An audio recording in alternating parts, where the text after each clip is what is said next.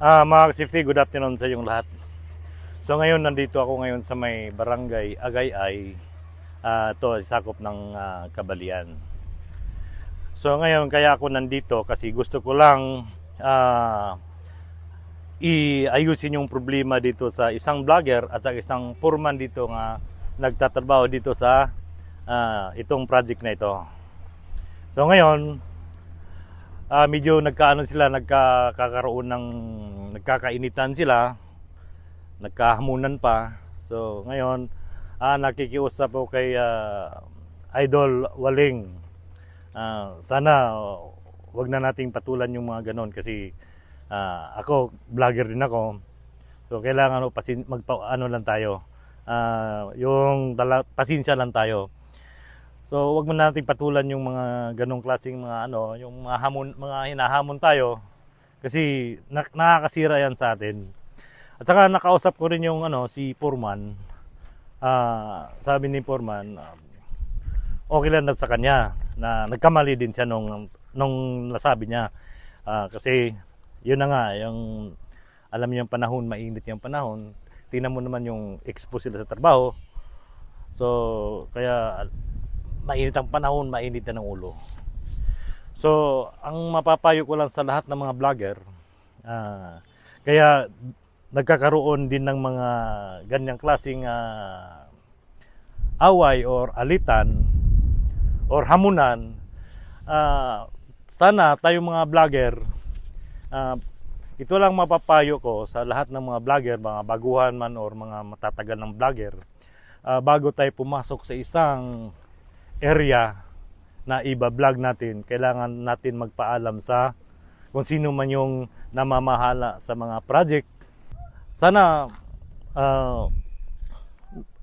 Idol Waling, pagpasensyahan na natin yun kasi nakakasira yun sa ating mga yung kapwa natin vlogger na pumapatol tayo sa mga hamon na kailangan natin ipalusot lang sa tinga. So alam nyo mga safety, ito palang project na ito, napakaganda. Ito ginagawa nilang parang seawall. Kasi nung dati kasi nung malakas ang bagyo, talagang warak yan. Kung nakita niyo yung mga bato na yun, yun ang galing diyan sa taas. Inano na yung yung bagyong Odette. So ito mga safety, kung nakita niyo yung yung Biwok papunta roon, napakaganda ang Biwok dito. Sana pasyalan nyo dito pag gusto nyong taga Kabalian or malapit dito sa lugar na ito. Pwede kayo mag-jogging dito. Jogging, paradahan yung sasakyan dyan. Malaking paradahan dyan sa taas. So, sana Idol Waling, kalimutan mo na yung mga kung ano man yung mga hamon, hinahamon ka na suntukan or wala yan. Ano lang yun? Dala lang ng init ng ulo yun dahil sa panahon. So, kaya sa lahat ng mga vlogger, masasabi ko na sa inyo, huwag natin patulan yung mga ganong klaseng hamon kasi nakakasira yan sa atin.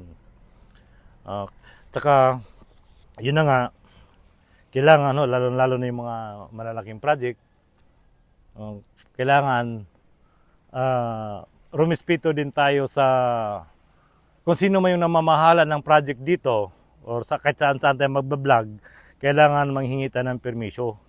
Kasi pwede tayo kasuhan ng trespassing.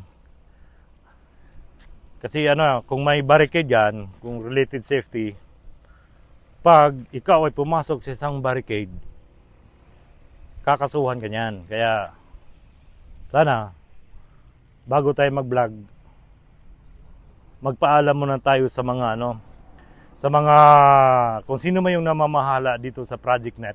Sa mga project na yung dapat natin i-vlog. So, yun lang po, Idol Waling. Alam mo, idol kita. Kaya kalimutan mo na yung mga ganong klaseng hamon, wag mo nang patulan.